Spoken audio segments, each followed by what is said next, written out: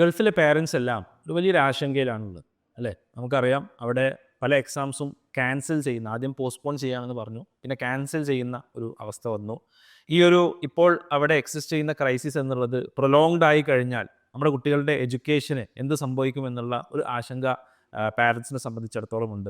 അപ്പോൾ ഈ ഒരു സിനാരിയോയിൽ നമ്മൾ ശ്രദ്ധിക്കേണ്ട കാര്യങ്ങൾ എന്തെല്ലാമാണ്? അതോടൊപ്പം നമ്മുടെ എക്സാംസിന് ഇപ്പോൾ ക്യാൻസൽ ചെയ്ത, പോസ്റ്റ്പോൺ ചെയ്യപ്പെട്ട എക്സാംസിന് എന്തെല്ലാമാണ് സംഭവിക്കുക, എന്തെല്ലാം ചാൻസസ് ആണുള്ളത് തുടങ്ങിയ കാര്യങ്ങളാണ് ഇന്നത്തെ ഈ ഒരു പോഡ്കാസ്റ്റിൽ നമ്മൾ ഡിസ്കസ് ചെയ്യുന്നത്. ഇന്ന് എൻ്റെ കൂടെയുള്ളത് വളരെ പ്രിയങ്കരനായിട്ടുള്ള സുഹൃത്തായിട്ടുള്ള ജൗഹർ സാറാണ്. ജൗഹർ സാർ CBSEയുടെ കമ്മിറ്റി ഓഫ് കോഴ്സ് മെമ്പറാണ്. അതേപോലെ തന്നെ CBSE സ്കൂൾസിൻ്റെ കൂട്ടായ്മയായിട്ടുള്ള മലപ്പുറം സഹോദയയുടെ ജനറൽ സെക്രട്ടറിയാണ്. പീസ് പബ്ലിക് സ്കൂളിൻ്റെ പ്രിൻസിപ്പലാണ്. Almas group of medical and educational ഇൻസ്റ്റിറ്റ്യൂഷൻസിൻ്റെ CEO കൂടിയാണ്. ഒരുപാട് വർഷമായിട്ട് എഡ്യൂക്കേഷണൽ രംഗത്ത് CBSEയുമായി എസ്പെഷ്യലി വളരെ ക്ലോസ് ആയിട്ട് വർക്ക് ചെയ്യുന്ന വളരെയധികം കണക്ഷൻസ് ഉള്ള ഒരാളാണ് Jauhar sir. So sir, welcome. Thank you. അപ്പോൾ നമുക്കറിയാം, ഇപ്പോൾ ഒരു ക്രൈസിസ് സിറ്റുവേഷനിലാണ് നമ്മുടെ പാരൻസ്, എസ്പെഷ്യലി GCCയിലെ പാരൻസ് ഉള്ളത്. ഒരുപാട് ആശങ്കകളുണ്ട്. ഇപ്പോൾ ആദ്യം എക്സാം പോസ്റ്റ്പോൺ ചെയ്തെന്ന് പറഞ്ഞു, ഇപ്പോൾ ക്യാൻസൽ ചെയ്തു എന്ന് പറഞ്ഞു. സ്വാഭാവികമായിട്ടും ഇവരുടെ മാർക്സ് എങ്ങനെ പരിഗണിക്കും, ഇവരുടെ അഡ്മിഷൻസ് ഇതെങ്ങനെ ബാധിക്കും, ഇങ്ങനെയുള്ള കൺസേൺസ് പാരൻസിനെ സംബന്ധിച്ചിടത്തോളം ഉണ്ട്. ഇങ്ങനെയുള്ള സിറ്റുവേഷൻസ് മുമ്പ് ഉണ്ടായിട്ടുണ്ടോ? അതിനെ CBSE എങ്ങനെയാണ് ഹാൻഡിൽ ചെയ്തിട്ടുള്ളത്? ഇത്തവണ അതേ രീതിയിൽ ഹാൻഡിൽ ചെയ്യാനാണോ സാധ്യത? എന്താണ് സാറിൻ്റെ ഒരു പേഴ്സ്പെക്റ്റീവ്? നമുക്കാർക്കും ശരിക്കുള്ള ഉത്തരം അറിയില്ല, പക്ഷേ അറ്റ്ലീസ്റ്റ് പാരൻസിന് ഒരു ക്ലാരിറ്റി നമുക്ക് എന്ത് കൊടുക്കാൻ പറ്റും എന്നുള്ളത്. ഒന്ന് ബേസിക്കലി ആ സിറ്റുവേഷൻ വളരെ അൺസർട്ടൺ ആണ്. യുദ്ധം എപ്പോൾ അവസാനിക്കും, ഈ സിറ്റുവേഷൻ എങ്ങനെ ക്ലിയർ ആവുമെന്ന് സംബന്ധിച്ച് നമുക്കൊരു ഉത്തരം പറയാൻ കഴിയാത്തതുകൊണ്ട് തന്നെ സ്വാഭാവികമായി CBSEക്കും ഇതിനെ സംബന്ധിച്ചൊരു ഡിസിഷൻ എടുക്കാൻ അതിൻ്റെതായ സമയം എടുക്കും. ഞാൻ കഴിഞ്ഞ ദിവസം അന്വേഷിച്ചപ്പോഴും മനസ്സിലായിട്ടുള്ള കാര്യം, നിലവിലുള്ള ഇപ്പോൾ 10th എക്സാമിനേഷൻ കഴിഞ്ഞ ആഴ്ച കഴിഞ്ഞു. 12th 28ാം തീയതി വരെയാണ് നടക്കേണ്ടത്. അപ്പോൾ ആ ഒരു സെക്ഷൻ എന്നുള്ള ക്യാൻസലേഷനാണ് ഇപ്പം നടന്നിട്ടുള്ളത്. ഒരുപക്ഷെ ഈ വർഷം നമ്മൾ മെയ്യിൽ സെക്കൻഡ് ബോർഡ് എക്സാമിനേഷൻ വരാനുണ്ട്. അപ്പോൾ സ്ട്രീം അനുസരിച്ചിട്ട് അപ്പോൾ അതുകൊണ്ട് തന്നെ ഈ നിലവിലുള്ള പ്ലാൻ അനുസരിച്ചിട്ട് മിക്കവാറും ഈ മെയ് ബാച്ചിലേക്ക് ഈ കുട്ടികളുടെ എക്സാമിനേഷൻ പോസ്റ്റ്പോൺ ചെയ്യുന്നതുമായി ബന്ധപ്പെട്ട കാര്യങ്ങളാണ് എന്നാണ് മനസ്സിലാവുന്നത്. ഇനി വേഴ്സ് സിറ്റുവേഷനിൽ അപ്പോഴും ഇത് നടക്കാൻ ആ സമയത്തും കാര്യങ്ങൾ നന്നായി തീരുന്നില്ലെങ്കിൽ സ്വാഭാവികമായിട്ട് കോവിഡ് കാലത്തും ചെയ്തിരുന്നത് ഒരു സ്റ്റാൻഡർഡൈസേഷൻ എന്ന് പറയുന്ന സ്കീമിലേക്ക് കൊണ്ടുവരും. അതെങ്ങനെയായിരുന്നു അവർ ചെയ്തത്? അത് നേരത്തെ സ്കൂളുകൾക്ക് മാർക്ക് എൻട്രി കൊടുക്കാനുള്ള അവരുടെ ആ വർഷത്തെ മൊത്തം ആവറേജ്, കഴിഞ്ഞ 2 വർഷത്തെ ആ സ്കൂളിൻ്റെ ആവറേജുമായിട്ട് കൺസിഡർ ചെയ്തുകൊണ്ടുള്ള ഒരു മാർക്കിംഗ് കൊടുത്തുകൊണ്ടുള്ള ഒരു റിസൾട്ട് ഡിക്ലറേഷൻ ആയിരുന്നു അന്ന് ചെയ്തിരുന്നത്. അത്തരത്തിലുള്ളൊരു സ്റ്റാൻഡർഡൈസേഷനുള്ള പോസിബിലിറ്റിയും ഉണ്ട് വേഴ്സ് സിറ്റുവേഷനിൽ. അതർവൈസ് മെയിലുള്ള സെക്കൻഡ് ബോർഡ് എക്സാമിനേഷൻ്റെ ഭാഗമായിട്ട് ഈ കുട്ടികൾക്ക് എഴുതാൻ കഴിയുന്ന സാഹചര്യം ഉണ്ടാവുന്നതാണ്. അത്തരത്തിലുള്ള ഡിസ്കഷൻ നടക്കുന്നതാണ് എനിക്ക് മനസ്സിലാകുന്നത്. CBSE ടേക്ക് കെയർ എന്നുള്ളത് നമുക്ക് തീർച്ചയായിട്ടും ഭയപ്പെടേണ്ട കാര്യമില്ല. കാരണം നമ്മൾ ഈ പ്രത്യേകിച്ച് ഈ സിറ്റുവേഷനിൽ ഒരു ബോർഡ് എക്സാമിനേഷൻ എഴുതി, പ്രത്യേകിച്ച് കുറച്ച് 1-2 പരീക്ഷയിൽ എഴുതിയ കുട്ടികളെ സംബന്ധിച്ചിടത്തോളം അവർക്ക് വല്ലാത്തൊരു മാനസികമായ ടെൻഷൻ ഉണ്ടാവും. അപ്പോൾ പേരൻസും തന്നെ ചെയ്യേണ്ടത് അവർക്ക് വേണ്ട ഒരു പിന്തുണ നൽകുക. കാര്യങ്ങൾ പ്രത്യേകിച്ച് എപ്പോഴും നമ്മുടെ എല്ലാ സംവിധാനങ്ങളും ഒരു കുട്ടികളോട് അവരുടെ ആ മാനസികാവസ്ഥയെ കൂടി കൺസിഡർ ചെയ്തുകൊണ്ടുള്ള ഡിസിഷൻസാണ് എപ്പോഴും എടുക്കാറുള്ളത്. നേരത്തെ തന്നെ ഈ ഗൾഫ് കൺട്രീസിലൊക്കെ ഉള്ള കുട്ടികളുടെ കാര്യത്തിൽ CBSE സ്പെഷ്യൽ സർക്കുലറൊക്കെ ഇറക്കിയിട്ടുണ്ടായിരുന്നു. അപ്പം ഈ തീർച്ചയായിട്ടും, കാരണം അത്രയധികം നമ്പർ ഓഫ് സ്കൂൾസ് ഗൾഫ് കൺട്രീസിലുണ്ട് CBSEക്ക്. കാരണം CBSE ഒരു മേജർ ഷെയർ ഇരിക്കുന്നതും GCC കൺട്രീസിലായതുകൊണ്ട് തന്നെ അവരെ കൺസിഡർ ചെയ്തുകൊണ്ടുള്ള ഒരു തീരുമാനം തന്നെ ആയിരിക്കും CBSEയുടെ ഭാഗത്തുനിന്നുണ്ടാവുക. സ്വാഭാവികമായിട്ടുള്ളൊരു കൺസേൺ ഉയർന്നു വരാൻ സാധ്യതയുള്ളത്, മെയിൽ എക്സാം നടക്കുകയാണെങ്കിൽ അപ്പോൾ നമുക്ക് പെട്ടെന്ന് തന്നെ ഈ ഒരു കോൺഫ്ലിക്ട്സ് ഒക്കെ തീരും എന്നുള്ളത് നമുക്ക് പ്രതീക്ഷിക്കാം. അതിനു വേണ്ടിയിട്ടാണ് നമ്മളെല്ലാവരും പ്രാർത്ഥിക്കുന്നത്. അപ്പോൾ അങ്ങനെ മെയിൽ എക്സാം നടക്കുകയാണെങ്കിൽ നാട്ടിലോട്ടൊക്കെ വരാനും അഡ്മിഷൻസ് എടുക്കാനൊക്കെ ലക്ഷ്യം വെച്ചിരുന്ന ഒരുപാട് ആളുകൾ ഉണ്ടാവുമല്ലോ. അവർക്കൊരു കൺസേൺ, ഇതൊക്കെ വൈകുമോ, അവരുടെ പ്രോസസ്സ് വൈകി അവർക്ക് അഡ്മിഷൻ ഇല്ലാത്തൊരവസ്ഥ ഉണ്ടാകുമോ എന്നുള്ളൊരു കൺസേൺ അവരെ സംബന്ധിച്ചിടത്തോളം. ഇല്ല, സാധ്യതയില്ല. കാരണം പ്രത്യേകിച്ച് ഇപ്പോൾ 12th കേസിലാണെങ്കിൽ ഈ വർഷം ഓൺലൈൻ ഡിജിറ്റൽ ഇവാലുവേഷനിലേക്ക് വന്നിട്ടുണ്ട്. അതുകൊണ്ട് തന്നെ കാര്യങ്ങൾ ഒന്നുകൂടെ സ്പീഡാവും. കാരണം മറ്റത് കൺവെൻഷണൽ ഇവാലുവേഷൻ സിസ്റ്റം ആകുമ്പോൾ കുറച്ചുകൂടെ ടൈം കൺസ്യൂമിംഗ് ആയിട്ടുള്ള പ്രോസസ്സാണല്ലോ. ഇതിപ്പോൾ ഡിജിറ്റൽ ഇവാലുവേഷൻ ആകുമ്പോൾ സ്വാഭാവികമായിട്ട് വളരെ പെട്ടെന്ന് തന്നെ ഇവാലുവേഷൻ പ്രോസസ്സും തീർക്കാനും അത് കൺസോൾഡേറ്റ് ചെയ്യാനും എളുപ്പമാണ്. അതുകൊണ്ട് തന്നെ വളരെ പെട്ടെന്ന് ഇപ്പോൾ നടക്കുന്ന എക്സാമിനേഷൻ്റെ റിസൾട്ട് ഏപ്രിലാണ് നമ്മൾ എക്സ്പെക്ട് ചെയ്തത്. അപ്പോൾ വളരെ നേരത്തെ തന്നെ മെയിലാണ് സാധാരണ വരാറുള്ളത്. അപ്പോൾ ഏപ്രിൽ തന്നെ റിസൾട്ട് വരും എന്നുള്ളതാണ് ഇപ്പോൾ CBSE അറിയിച്ചിട്ടുള്ളത്. അപ്പോൾ സ്വാഭാവികമായിട്ടും മെയിൽ നടക്കുന്നത് വളരെ പെട്ടെന്ന്, നമ്പർ ഓഫ് സ്റ്റുഡൻസ് കുറവായിരിക്കില്ല. ആ മെയ് സ്ട്രീം ബാച്ചിൽ വരുന്ന കുട്ടികൾ വളരെ കുറവായിരിക്കും എന്നുള്ളതുകൊണ്ട് തന്നെ ആ ഇവാലുവേഷൻ പ്രോസസ്സും പെട്ടെന്ന് തന്നെ അവസാനിപ്പിക്കാനും വളരെ നേരത്തെ തന്നെ റിസൾട്ട് വരാനുള്ള സാധ്യത. ഡിജിറ്റൽ ഇവാലുവേഷൻ എന്ന് പറഞ്ഞാൽ എങ്ങനെയാണ് അവർ ചെയ്യുന്നത്? CBSE 12th സ്റ്റാൻഡേർഡിലെ എല്ലാ സബ്ജക്റ്റും ഇവാലുവേറ്റേഴ്സിന് വീടുകളിലേക്ക് അവർ വീട്ടിലിരുന്ന് തന്നെ ചെയ്യാൻ പറ്റാവുന്ന രൂപത്തിലുള്ള ഓൺലൈൻ ഇവാലുവേഷനാണ് വരുന്നത്. അപ്പോൾ ഇത് പെട്ടെന്ന് തന്നെ ചെയ്യാം. അതെ അതെ. പിന്നെ ഉണ്ടാവുന്ന ഒരു കൺസേൺ സ്വാഭാവികമായിട്ടും മേ ബി സ്റ്റേറ്റ് സിലബസിൻ്റെ ഒരു 11th 12th അഡ്മിഷൻ പ്രൊസീജിയർ അത് മേ ബി ഒരു മെയിലോ അല്ലെങ്കിൽ ജൂൺ 1st ഒക്കെ തുടങ്ങുമ്പോൾ അതിനോട് ചിലപ്പോൾ ഇത് മാച്ച് ആകുമോ എന്നുള്ളൊരു കൺസേൺ ഇരിപ്പുണ്ട്. ഞാൻ മനസ്സിലാക്കുന്നത് നമ്മളെ സംബന്ധിച്ച് പ്രത്യേകിച്ച് കേരള പിന്നെ സർക്കാരിനെ സംബന്ധിച്ചിടത്തോളം നമ്മുടെ ഒരു പ്രധാനപ്പെട്ട കമ്മ്യൂണിറ്റിയാണ് GCC കൺട്രീസിലുള്ളത്. അപ്പോൾ സ്വാഭാവികമായി ആ ഒരു കൺസേണും കൂടെ നമ്മുടെ ഗവൺമെൻറ്റുകളൊക്കെ പിന്നെ എടുക്കാനുള്ള സാധ്യതയുണ്ട്. മാത്രമല്ല ഈ വർഷം പോയി ഇലക്ഷൻ ഇയറും കൂടെ ആയതുകൊണ്ട് തന്നെ പിന്നെ ആ പ്രോസസ്സിനും ചിലപ്പോൾ ഒരല്പം ഡിലേ വരാനും സാധ്യതയുണ്ട്. അപ്പോൾ അതുകൊണ്ട് ഈവൻ CBSE-യിലാണെങ്കിലും സ്റ്റേറ്റിലാണെങ്കിലും അവരുടെ ഇപ്പോൾ ഹയർ എഡ്യൂക്കേഷൻ അത് ബാധിക്കില്ല എന്നാണ് എൻ്റെ ഒരു വിലയിരുത്തൽ. ഇപ്പോൾ എനിക്ക് കഴിഞ്ഞ ദിവസം വന്നൊരു ചോദ്യമാണ്, ഇപ്പോൾ GCC-യിൽ നിന്ന് ഇപ്പോൾ ഇത് ഇങ്ങനെ കോൺഫ്ലിക്റ്റ് ഒക്കെ ആണെന്നുണ്ടെങ്കിൽ ജനറലി കുട്ടികളുടെ സ്കൂളിങ്ങിനെ കുറിച്ചുള്ളൊരു കൺസേൺ പല പാരൻസിനുണ്ട്. ഒരു അത്ര എന്തല്ല ഒരു സേഫ്റ്റി അല്ലെങ്കിൽ ഈ പറഞ്ഞ പ്രശ്നങ്ങൾ ആവർത്തിക്കുമോ എന്നുള്ള. അപ്പോൾ എന്നോടിപ്പോൾ ഒരു പാരൻറ്റ് ചോദിച്ചത്, ഞങ്ങൾക്ക് നാട്ടിലോട്ട് തിരിച്ചു വന്ന് കുട്ടിയെ എന്ത് ചെയ്യാം, നമ്മൾ നാട്ടിലൊരു CBSE സ്കൂളിൽ ചേർക്കാം എന്നാണ് ആലോചിക്കുന്നത്. അപ്പോൾ അതിൻ്റെ ഒരു പ്രൊസീജിയർ എങ്ങനെയാണ്, അത് എത്രത്തോളം പ്രാക്ടിക്കലാണ് എന്നുള്ളതെന്ന് പറയാം. അതിന് CBSE-യുടെ സ്പെഷ്യൽ സർക്കുലർ തന്നെയുണ്ട്, ഡയറക്റ്റ് അഡ്മിഷൻ. അപ്പോൾ 8th വരെയുള്ള ക്ലാസ്സുകളിലേക്ക് നോർമൽ കേസിൽ അവർക്ക് അഡ്മിഷൻ എടുക്കാം. ജൂൺ മുമ്പായിട്ട് വരുന്ന കേസ് ആണെങ്കിൽ അവർക്ക് എനി ടൈം അവർക്ക് അഡ്മിഷൻ എടുക്കാനുള്ള നോർമൽ. പെർട്ടിക്കുലർലി ചോദിച്ചപ്പോൾ 9th നിന്ന് 10th ഒരു അഡ്മിഷൻ കിട്ടുമോ എന്നുള്ളത്. 9th ഇപ്പോൾ കാരണം CBSE-യിൽ 9th രജിസ്ട്രേഷൻ നടക്കുന്നത്, അതുപോലെ സീനിയർ സെക്കൻഡറി ആണെങ്കിൽ 11th അതിൻ്റെ CBSE രജിസ്ട്രേഷൻ നടക്കുന്നത്. അതുകൊണ്ട് തന്നെ അവർക്ക് പിന്നെ സ്കൂളിൽ പോയിട്ട് നോർമൽ കേസിൽ അഡ്മിഷൻ എടുക്കാം, പ്രൊവിഷണൽ അഡ്മിഷൻ എടുക്കാം. അതിനുശേഷം അവരുടെ പിന്നെ ഡോക്യുമെൻറ്റ്സ്, അവരുടെ ആ സ്കൂളിൽ നിന്ന് പ്രീവിയസ് സ്കൂളിൽ നിന്നുള്ള TC, അവരുടെ ആ 9th ആണെങ്കിൽ 9th അല്ലെങ്കിൽ 11th പാസ് സർട്ടിഫിക്കറ്റ്, അതുപോലെ തന്നെ അവർ 9th അല്ലെങ്കിൽ 11th CBSE രജിസ്ട്രേഷൻ ഡോക്യുമെൻറ്റ്സ്, അതോടൊപ്പം നാട്ടിലേക്ക് ഷിഫ്റ്റ് ചെയ്യുന്ന സമയത്ത് അവരുടെ എന്തുകൊണ്ടാണ് നാട്ടിലേക്ക് ഷിഫ്റ്റ് ചെയ്യാനുള്ള പിന്നെ വിസ ക്യാൻസലേഷൻ്റെ സർട്ടിഫിക്കറ്റ്, അതുപോലെ പഞ്ചായത്തിൽ നിന്ന് റെസിഡൻഷ്യൽ സർട്ടിഫിക്കറ്റ്, ഇത്രയും ഡോക്യുമെൻറ്റ്സ് വെച്ചിട്ട് പിന്നെ ഒരു പാരൻറ്റിൻ്റെ റിക്വസ്റ്റും കൂടെ പ്രിൻസിപ്പൾ കൊടുത്താൽ പ്രിൻസിപ്പൾക്ക് അത് CBSE-യുടെ റീജിയണൽ ഓഫീസായിട്ട് പ്രോസസ്സ് ചെയ്തിട്ട് അത് ഇതിന് തീർച്ചയായിട്ടും പിന്നെ അതിന് അംഗീകാരം കിട്ടും. അപ്പോൾ നാട്ടിലെ സ്കൂൾസ് ജനറലി ഇപ്പോൾ 10th അഡ്മിഷൻ എടുക്കുമോ അങ്ങനെ ഒരു കൺസേൺ ഉണ്ടാവില്ലേ? ഇപ്പോൾ ഇതൊക്കെ പ്രോസസ്സ് ഓക്കെ ആണെങ്കിൽ പോലും സ്കൂൾ ജനറലി എല്ലാവരും എടുക്കാറുണ്ട്. അങ്ങനെ ഒരു കാര്യമായ റെസ്ട്രിക്ഷൻ ഒന്നും ഉണ്ടാവാറില്ല. പ്രത്യേകിച്ച് ഇങ്ങനത്തെ ഒരു സാഹചര്യത്തിൽ സ്കൂളുകൾ ആ കാര്യങ്ങളോട് തുറന്ന സമീപനമാണ് പൊതുവിലെല്ലാം സ്വീകരിക്കുക എന്നുള്ളത്. ഇനി എൻ്റെ ഒരു ജനറൽ ക്വസ്റ്റ്യൻ, ഇപ്പോൾ ഇതില്ലെങ്കിൽ പോലും ജനറലി കുട്ടികളെ ഒരു 8th സ്റ്റാൻഡേർഡ് കഴിയുമ്പോൾ അല്ലെങ്കിൽ ഇനി 10th സ്റ്റാൻഡേർഡ് കഴിയുമ്പോൾ നാട്ടിലോട്ട് മാറ്റുക എന്നുള്ളൊരു പ്രവണത ഗൾഫിലെ പാരൻസിനെ സംബന്ധിച്ചിടത്തോളം നമുക്ക് വ്യാപകമായിട്ട് കാണാൻ സാധിക്കും. അപ്പോൾ സാറിനൊക്കെ ഇപ്പോൾ സ്കൂളിൽ ഇങ്ങനത്തെ കുട്ടികൾ ഒരുപാട് ഡീൽ ചെയ്തുള്ള പരിചയം ഉണ്ടാവും. അപ്പോൾ ഇതിൽ പാരൻസ് ശ്രദ്ധിക്കേണ്ട ഒരു കീ പോയിന്റ്സ് എന്തെല്ലാം ആയിരിക്കും? കാരണം നമ്മളൊരു കൾച്ചറിൽ നിന്ന് വേറൊരു കൾച്ചറിലോട്ട് കുട്ടിയെ ശരിക്കും പറിച്ചു നടുകയാണല്ലോ ചെയ്യുന്നത്, അല്ലേ? അപ്പോൾ അവിടെ കുറച്ച് ശ്രദ്ധിക്കേണ്ടതായിട്ടുള്ള കാര്യങ്ങളുണ്ടോ? എന്തൊക്കെയാണ്? അതൊരു ഉണ്ടാവാറുണ്ട്. കാരണം ഒരു റിവേഴ്സ് കൾച്ചറൽ ഷോക്ക് കുട്ടികൾക്ക് ഉണ്ടാവാറുണ്ട്.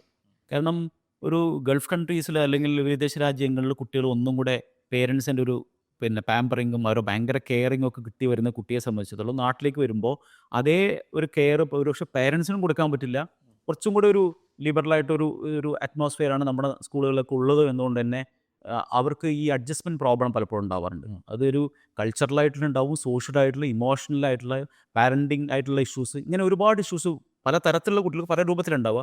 മിക്കവാറും കുട്ടികൾക്ക് അങ്ങോട്ട് തന്നെ തിരിച്ചു പോകണം, കാരണം അവരുടെ ഫ്രണ്ട്സിൻ്റെ എന്നെ നഷ്ടപ്പെടുന്നു. ഇങ്ങനെയുള്ള മാത്രമല്ല അവരുടെ ഫുഡ് ഒരു വലിയ പ്രശ്നമാണ്. കാരണം അവിടുന്ന് കിട്ടിയിരുന്ന ഫുഡായിരിക്കില്ല ഒരുപക്ഷെ ഇവിടെ നാട്ടിൽ ഫുഡ് ഉണ്ടാവുക. പിന്നെ കുറച്ചും കൂടെ പിന്നെ മറ്റത് ഭയങ്കരമായ കൺസിഡറേഷൻ കിട്ടിയെന്ന് തോന്നുന്ന കുട്ടിക്ക് അത്ര തന്നെ കൺസിഡറേഷൻ കിട്ടുന്നില്ല എന്നുള്ള ഫീലിംഗ് ഉണ്ടാവും. ഈവൻ നമ്മുടെ സ്കൂളുകളിലൊക്കെ ടോയ്ലറ്റ് അതുപോലുള്ള ഇൻഫ്രാസ്ട്രക്ചർ ഫെസിലിറ്റീസുമായി ബന്ധപ്പെട്ട കൺസേൺസ് ഒക്കെ ഉണ്ടാവും. അപ്പം ഒരു പേരൻറ്റ് നാട്ടിലേക്ക് വരാൻ ഉദ്ദേശിക്കുന്നുണ്ടെങ്കിൽ എത്രയും നേരത്തെ വരുന്നതാണ് ഏറ്റവും നല്ലത്. പ്രത്യേകിച്ച് ഒരു 10th ഡയറക്റ്റ്ലി വരുമ്പോൾ ഈ ഒരു കൺസേൺ പിന്നെ അങ്ങനെയുള്ള കുട്ടികളെ സംബന്ധിച്ചിടത്തോളം ഒരുപക്ഷെ അവരെ എക്സാമിനേഷനൊക്കെ അഫക്റ്റ് ചെയ്തേക്കാം. പക്ഷേ ഞാൻ മനസ്സിലാക്കുന്നത് ഒരു പാരൻറ്റിൻ്റെ സപ്പോർട്ട് അതിലുണ്ടെങ്കിൽ, ഒരു മെൻ്റൽ സപ്പോർട്ടും ഒരു ഇമോഷണൽ സപ്പോർട്ടും പാരൻറ്റ് കൊടുക്കാൻ തയ്യാറാവുകയാണെങ്കിൽ, സ്കൂളുകളും അത്തരത്തിൽ കൊടുക്കാൻ തയ്യാറാണെങ്കിൽ അത് ഒരു പരമാവധി ഒരു മാസം 2 മാസമേ ആ ഇഷ്യൂസ് ഇപ്പോൾ നോർമൽ ഉണ്ടാവാറുള്ളൂ. അതിനുശേഷം കുട്ടി നോർമൽ അതിലേക്ക് അഡ്ജസ്റ്റ് ആവാറുണ്ട്. ഒരു ഹോസ്റ്റലിലോട്ടൊക്കെയാണ് കുട്ടി വരുന്നതെന്നുണ്ടെങ്കിൽ അപ്പോൾ ഇതിൻ്റെ അളവ് കുറച്ച് കൂടും. കാരണം പാരൻ്റൽ കെയർ തീരെ കിട്ടാതെ വരുന്നു. പാരൻ്റ് എന്നുള്ള ഒരു ഏരിയ തീരെ അവിടെ പിന്നെ ഡാർക്കായി മാറുകയാണ് ചെയ്യുന്നത്. അപ്പോൾ സ്വാഭാവികമായിട്ട് അത് കുറച്ച് കൂടും. മറ്റൊരു പ്രവണത ഇപ്പോൾ നമ്മൾ കാണുന്നത്, ഇപ്പോൾ പല സ്റ്റുഡൻസിനും GCC ഓൺലൈൻ സ്കൂൾസിൽ പഠിക്കുന്നത് സ്വാഭാവികം പാരൻസിന് ഉണ്ടാകുന്ന ഒരു കൺസേൺ കോസ്റ്റ്. നമുക്ക് എസ്പെഷ്യലി GCC കൺട്രീസിൽ അറിയാം, ലെസ് ഇൻകം ഗ്രൂപ്പിന് ലെസ് ഇൻകം, ഒരു മിഡിൽ ഇൻകം ഗ്രൂപ്പ്. ഒന്ന് അത് കാരണം ഈ ഒരു കോസ്റ്റ് കുറക്കാൻ വേണ്ടിയിട്ട് ഓൺലൈൻ സ്കൂൾസിൽ എന്ത് ചെയ്യുന്നു, നമ്മൾ കുട്ടികളെ ജോയിൻ ചെയ്യിപ്പിക്കുന്നു. അതൊരു ഭാഗം. രണ്ടാമത്തേത്, പല ആളുകളും കോൺസ്റ്റൻ്റ്ലി ചിലപ്പോൾ ഫാമിലി ഷിഫ്റ്റിംഗ് ഇങ്ങനത്തെ കാര്യങ്ങളുണ്ടാവും. 6 മാസത്തോട്ട് അവിടെ, 6 മാസം നാട്ടിൽ, അങ്ങനെയൊക്കെയുള്ള പല കാര്യങ്ങളുണ്ടാവും. ഒരു എന്താ പറയുക, അത്രയും സെറ്റിൽ ആവാത്ത ആളുകൾ. അപ്പോൾ ഇവരൊക്കെ ഒരു ഓൺലൈൻ സ്കൂൾസിനെ ആശ്രയിക്കുന്ന ഒരു പ്രവണത ഇപ്പോൾ GCC നന്നായിട്ട് അത്തരത്തിലുള്ള ഓൺലൈൻ സ്കൂൾസും പ്രവർത്തിക്കുന്നുണ്ട്. ഇതിന് CBSE എങ്ങനെയാണ് നോക്കിക്കാണുന്നത്? ഇവർക്ക് കൊടുക്കുന്ന സർട്ടിഫിക്കറ്റ്സ്, മറ്റു കാര്യങ്ങൾ, ഇവിടെ എന്തെങ്കിലും റിസ്കുകൾ ഉണ്ടോ എന്നുള്ളത് ഒരു പ്രധാനപ്പെട്ട ചോദ്യമായിട്ട് തോന്നാറുണ്ട്. ഇതിപ്പോൾ റീസെൻ്റ്ലി ഒരു വലിയ ട്രെൻഡായി വരുന്നുണ്ട്. അല്പം വിശദമായി പറയേണ്ട കാര്യമാണ്. കാരണം ഇത് പലപ്പോഴും ഈ പറഞ്ഞ നേരത്തെ മിഡിൽ ഇൻകം ഗ്രൂപ്പോ അല്ലെങ്കിൽ ലെസ് ഇൻകം ഗ്രൂപ്പോ ഒക്കെ പേരൻസിന് അവിടുത്തെ എഡ്യൂക്കേഷൻ അഫോർഡ് ചെയ്യാതെ വരുമ്പോഴാണ് ഇങ്ങനെ കാര്യങ്ങൾ ചിന്തിക്കുന്നത്. ബേസിക്കലി നിയമപരമായി പറഞ്ഞാൽ അത് വളരെ ഇല്ലീഗലായിട്ടൊരു സംഭവമാണ്. കാരണം പലപ്പോഴും അത് ചെയ്യുന്നത് ഇവിടെയുള്ള റെഗുലർ സ്കൂളുകൾ ഒരു ഡെമ്മി സ്റ്റുഡൻ്റായിട്ട് അവരെ എൻട്രി ചെയ്യിപ്പിച്ചിട്ടാണ് ഇത് ചെയ്യുന്നത്. അത് CBSE അഫിലിയേഷൻ ബൈലോയുടെ വളരെ നഗ്നമായ ലംഘനമാണ്. അങ്ങനെ ചെയ്തു കഴിഞ്ഞാൽ directly without any notice CBSE ഡിസഫിലിയേറ്റ് ചെയ്യും അത്ര സ്കൂൾസിനെ ഡിസഫിലിയേറ്റ് ചെയ്യും.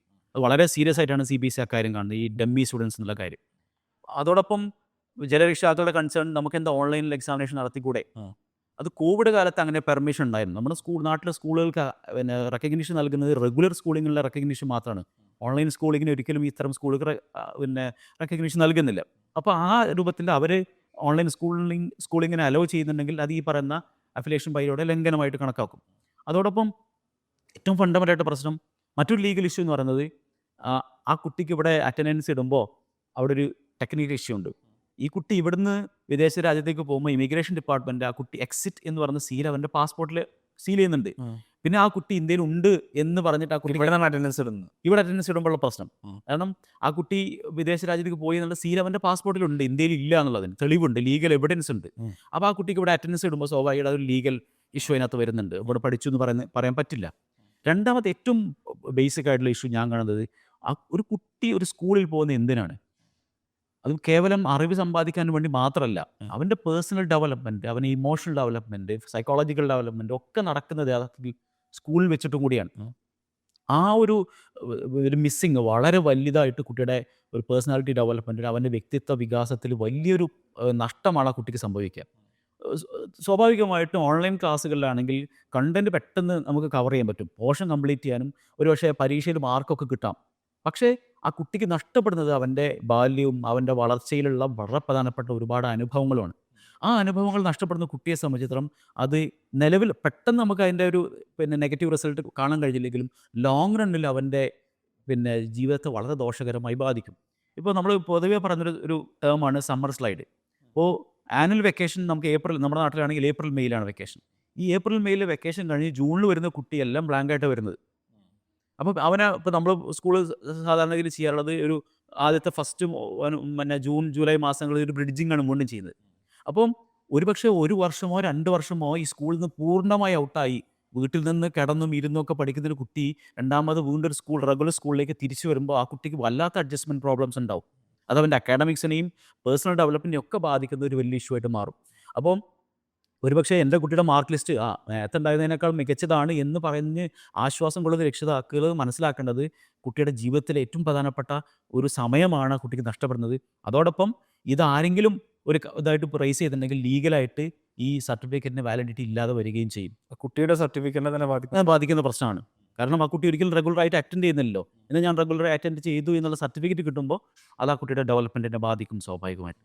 അതോടൊപ്പം കുട്ടിക്ക് കിട്ടേണ്ട ഒരുപാട് അനുഭവങ്ങൾ, കലാകായിക, സ്പോർട്സ്, ഇങ്ങനെയുള്ള ഒരുപാട് മേഖലകളിലെ സ്കൂൾ എന്ന് പറഞ്ഞാൽ ഒരുപാട് പ്രോഗ്രാംസുകൾ കൂടി അതിൻ്റെ അക്കാഡമിക്സിൻ്റെ ഭാഗമാണ്.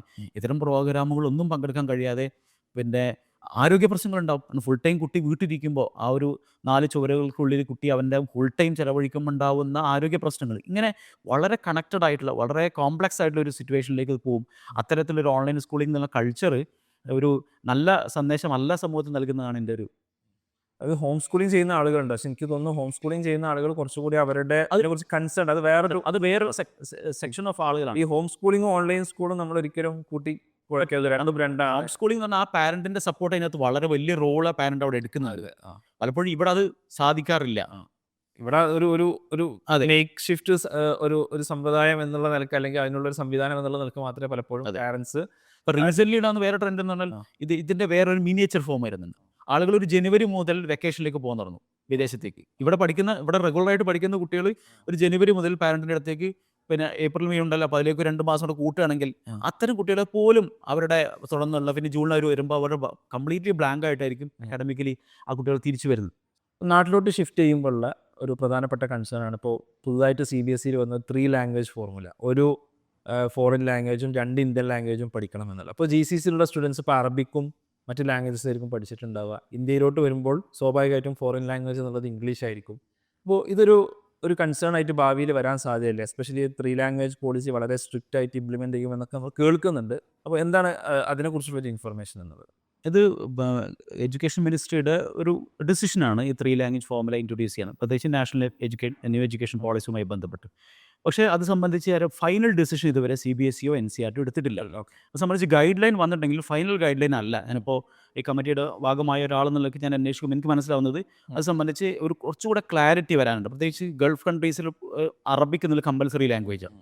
അപ്പോൾ അവിടെ എങ്ങനെയാണ്, ഇപ്പോൾ ഞാൻ നേരത്തെ പറഞ്ഞ പോലെ ഒരുപാട് സ്കൂൾസ് പിന്നെ CBSEയുടെ സ്കൂൾസ് GCCയിലുണ്ട്. അപ്പോൾ അവരുടെ ഈ കൺസേൺസിനും കൂടി അഡ്രസ്സ് ചെയ്തുകൊണ്ടൊരു ഡിസിഷൻ ആയിരിക്കണം ഒരു പക്ഷേ വരാൻ പോകുന്നത്. അപ്പോൾ അത് സംബന്ധിച്ച് ഒരു ഗൈഡ് ലൈൻ വരാനുണ്ട്. ഫൈനൽ ഗൈഡ് ലൈൻ ഈ അവസാനത്തോടു കൂടിയാണ് പ്രതീക്ഷിക്കുന്നത്. അപ്പോൾ അതിനുശേഷം മാത്രമേ ഇത് സംബന്ധിച്ചൊരു ഫൈനൽ ഡിസിഷൻ ഉണ്ടാവുള്ളൂ. നിലവിലുള്ളൊരു തീരുമാനം അനുസരിച്ചിട്ടാണെങ്കിൽ ഫസ്റ്റ് ലാംഗ്വേജ് പിന്നെ ഒന്നെങ്കിൽ ഇംഗ്ലീഷ് അല്ലെങ്കിൽ ഹിന്ദിയോ, ഒരു ഇന്ത്യൻ ലാംഗ്വേജ് അല്ലെങ്കിൽ ഫോറിൻ ലാംഗ്വേജ്. അപ്പോൾ ഒരു ഫോറിൻ ലാംഗ്വേജും കമ്പൽസറിയിൽ 2 ഇന്ത്യൻ ലാംഗ്വേജും പഠിച്ചിരിക്കണം. അത് ഹിന്ദി ആവണം നിർബന്ധമല്ല, മലയാളം ആവാം, തമിഴോ ആവും, മലയാളം ആവാം, ഉറുദു ആവും. പക്ഷേ അപ്പോൾ ആ ഒരു ഇതിലേക്ക് വരുമ്പോൾ ഈ അറബിക്കിൻ്റെ ഒരു കൺസേൺ അവിടെ വരുന്നുണ്ട്, ഇഷ്യൂ വരുന്നുണ്ട്. പക്ഷേ പിന്നെ നേരത്തെ പറഞ്ഞതനുസരിച്ചിട്ടാണെങ്കിൽ ഒരിക്കലും അത് നേരെ ഡയറക്റ്റ്ലി 9th ഇംപ്ലിമെൻറ്റ് ചെയ്യില്ല എന്നാണ് മനസ്സിലാക്കുന്നത്. കാരണം ആ കുട്ടി ഇതുവരെ പഠിക്കാത്ത സബ്ജക്ട്സ് നേരെ ഡയറക്റ്റ് 9th ഇംപ്ലിമെൻറ്റ് ചെയ്യുമ്പോൾ അതൊരു ഇഷ്യൂ വരുന്നുണ്ട്. ഞാൻ നേരത്തെ മനസ്സിലാക്കിയ അടിസ്ഥാനത്തിലാണെങ്കിൽ 6th ഈ പുതിയ ഫോർമുല ഇൻട്രൊഡ്യൂസ് ചെയ്യുക. അല്ലെങ്കിൽ എല്ലാ കുട്ടികൾക്ക് ആ ലാംഗ്വേജ് പഠിച്ച് വരാൻ പറ്റുള്ളൂ. നേരെ 9th 10th വന്നു കഴിഞ്ഞാൽ ആ കുട്ടിക്ക് ഒരിക്കലും അത് ആ ലാംഗ്വേജ് പുതിയ അത്രയധികം കുട്ടികളെ നമുക്ക് ഗൾഫിൽ നിന്ന് ഇഗ്നോർ, കാരണം ഗൾഫിൽ ഒരു വലിയ നമ്പർ ഓഫ് സ്റ്റുഡൻസ് പഠിക്കുന്നുണ്ട്. അതെ. CBSEയുടെ വലിയ ബ്രാഞ്ച് തന്നെയാണ്. ഈ തവണത്തെ CBSEയുടെ സഹോദയ പിന്നെ നാഷണൽ കോൺഫറൻസ് ഹോസ്റ്റ് ചെയ്തത് ദുബായിലായിരുന്നു. ശരി. അപ്പോൾ അത്രയും CBSE പറഞ്ഞാൽ ഏറ്റവും പ്രധാനപ്പെട്ട ഒരു പിന്നെ ഏരിയയാണ് ഈ GCC ഏരിയ എന്ന് പറയുന്നത്. അതുകൊണ്ട് തന്നെ അവരും കൂടി വിശ്വാസത്തിൽ എടുത്തുകൊണ്ടുള്ള പിന്നെ ഡിസിഷൻ ആയിരിക്കും വരിക എന്നാണ് ഞാൻ പ്രതീക്ഷിക്കുന്നത്.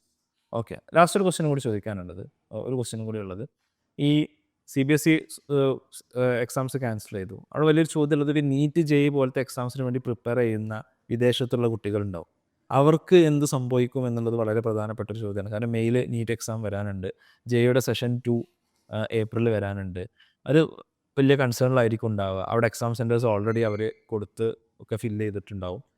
പ്രോബ്ലി ഈ ഒരു കോൺഫ്ലിക്റ്റ് നമുക്ക് ഹോപ്പ് ചെയ്യാം അത് മാറും എന്നുള്ളത്. ഇല്ലെങ്കിൽ എന്തായിരിക്കും ഇതിന് സംഭവിക്കുക എന്നുള്ളത് സംബന്ധിച്ച് എന്തെങ്കിലും ഒരു ധാരണ ഇപ്പോഴുണ്ടോ? ഒന്ന് ഇത്തരത്തിലുള്ള റീസെൻറ്റുകൾ വളരെ കുറവായതുകൊണ്ട് എങ്ങനെയാണെന്നുള്ളത് നമുക്ക് നേരത്തെ പറഞ്ഞ പോലെ ഈ അൺസർട്ടനിറ്റി ആണല്ലോ എങ്ങനെ അതെന്താണെന്ന് തീരുമാനിക്കാൻ. പക്ഷേ ഞാൻ മനസ്സിലാക്കുന്നത് അവിടെ സെൻറ്റർ അപ്ലൈ ചെയ്ത കുട്ടിയെ സംബന്ധിച്ചിടത്തോളം ആ സെൻറ്റർ ചേഞ്ച് ചെയ്യാനുള്ള പ്രൊവിഷൻ നിശ്ചയമായിട്ടും നാഷണൽ ടെസ്റ്റിംഗ് ഏജൻസി കൊടുക്കുമെന്നാണ് ഞാൻ മനസ്സിലാക്കുന്നത്. അങ്ങനെയൊക്കെ ചെയ്യാറുണ്ട്. അപ്പോൾ ആ കുട്ടികൾക്ക് വേണമെങ്കിൽ നാട്ടിലേക്ക് വന്നിട്ട് നാട്ടിലെ സെൻറ്ററുകളിൽ എക്സാമിനേഷൻ എഴുതാനുള്ള സാഹചര്യം ഉണ്ടാവും. അപ്പോൾ നിലവിൽ ഇപ്പോഴത്തെ ട്രാൻസ്പോർട്ടേഷൻ അത്ര പ്രശ്നങ്ങളില്ല. അപ്പോൾ അതുകൊണ്ട് അതിനുള്ള സാഹചര്യം ഉണ്ടാവും എന്നാണ് മനസ്സിലാക്കുന്നത്. ഇല്ലെങ്കിൽ പിന്നെ ഞാൻ നേരത്തെ പറഞ്ഞല്ലോ, കോവിഡ് കാലത്ത് ഈ വിദേശ രാജ്യങ്ങളിലുള്ള കുട്ടികളുടെ കേസ് യൂണിവേഴ്സിറ്റീസ് ആണെങ്കിലും CBSE ആണെങ്കിൽ പോലും സ്പെഷ്യലായിട്ടുള്ള കൺസിഡറേഷൻ കൊടുത്തിട്ടുണ്ട്. അവിടെ ഒരു എംപത്തറ്റിക് ആയിട്ടുള്ള അപ്രോച്ചാണ് എല്ലാ ഏജൻസികളും കൊടുക്കാറുള്ളത്. അതുകൊണ്ട് തന്നെ ഒരിക്കലും ഈ ഒരു സിറ്റുവേഷനിൽ പാരൻസ് പാനിക് ആവേണ്ട കാര്യമില്ല. വളരെ പിന്നെ ആ കുട്ടികളുടെ വിദ്യാഭ്യാസത്തെ പൂർണ്ണാർത്ഥത്തിൽ ഉൾക്കൊണ്ടുകൊണ്ടുള്ള ഒരു ഡിസിഷനായിരിക്കും സർക്കാർ തലത്തിൽ ഉണ്ടാവുക എന്നാണ് ഞാൻ മനസ്സിലാക്കുന്നത്. ഇപ്പോൾ വ്യത്യസ്ത പിന്നെ ഏജൻസികളുമായി സംസാരിക്കുമ്പോൾ മനസ്സിലാവുന്ന അതാണ്. ഒരു അൺസർട്ടനിറ്റി ഉണ്ട്, പക്ഷെ നമ്മൾ കാമായിട്ടിരിക്കുക, നമ്മുടെ വർക്ക് ചെയ്യുക. അവരെ പ്രത്യേകിച്ച് ആ കുട്ടികളെ അവരെ നമുക്ക് വേണ്ട മാനസികമായിട്ടുള്ള പിന്തുണ നൽകുക, അവർക്ക് പഠിക്കാനുള്ള സാഹചര്യം ഒരുക്കി കൊടുക്കുക. ബാക്കി അത് അതിൻ്റേതായ സമയത്ത് നടക്കും. കാരണം ഒരു കുട്ടിയെ 2 കുട്ടിയെ മാത്രം ബാധിക്കുന്ന കാര്യമില്ല, ഒരുപാട് കുട്ടികൾ കോമൺ ആയിട്ട് ബാധിക്കുന്ന കേസായതുകൊണ്ട് തന്നെ പിന്നെ അത് പൊതുവിലൊരു ഡിസിഷനെ സംബന്ധിച്ചുണ്ടാവും അങ്ങനെയായിരുന്നു. അപ്പോൾ GCC പാരൻസും കുട്ടികളുമായി ബന്ധപ്പെട്ട ഒരുപാട് കാര്യങ്ങൾ നമ്മൾ ഡിസ്കസ് ചെയ്ത് കഴിഞ്ഞു. അപ്പോൾ ഈ ഒരു സമയം നമ്മുടെ കൂടെ ചിലവഴിച്ച ജോഹർ സാർ നന്ദി പറയുന്നത്. അതോടൊപ്പം നിങ്ങൾക്ക് ഇനി കൂടുതൽ ക്വസ്റ്റ്യൻസ് ഉണ്ടാവാം, ചിലപ്പോൾ ഇത് കാണുന്ന ആളുകൾക്ക് കൂടുതൽ ക്വസ്റ്റ്യൻസ് ഉണ്ടാവാം. ഡെഫിനറ്റ്ലി കമൻറ്റ് ചെയ്യുക. ഇതിൻ്റെ കമൻറ്റ് ബോക്സ് നോക്കാൻ ഞാൻ ജോഹർ സാറോട് റിക്വസ്റ്റ് ചെയ്യുകയാണ്. ഒരു GCC പാരൻസിന് പല കൺസേൺസും ഉണ്ടാവാം. മേ ബി അത് അഡ്രസ്സ് ചെയ്ത് നമുക്ക് മറ്റൊരു പോഡ്കാസ്റ്റ് ചെയ്യാം, അല്ലെങ്കിൽ അവിടെ തന്നെ നമുക്ക് കുറേ കൺസേൺസ് അഡ്രസ്സ് ചെയ്യാം. തീർച്ചയായിട്ടും നിങ്ങളൊരു കമൻറ്റ് ലീവ് ചെയ്യുക, നിങ്ങൾക്കിത് യൂസ്ഫുൾ ആയോ ഇല്ല എന്നുള്ളതും, അതല്ലെങ്കിൽ നിങ്ങൾക്കുള്ള സ്പെസിഫിക് ആയിട്ടുള്ള ക്വസ്റ്റ്യൻസ് നിങ്ങൾ കമൻറ്റ് ബോക്സിൽ ഇടുക. തീർച്ചയായിട്ടും we will get back to you on that. Okay, so thanks. Thank you very much.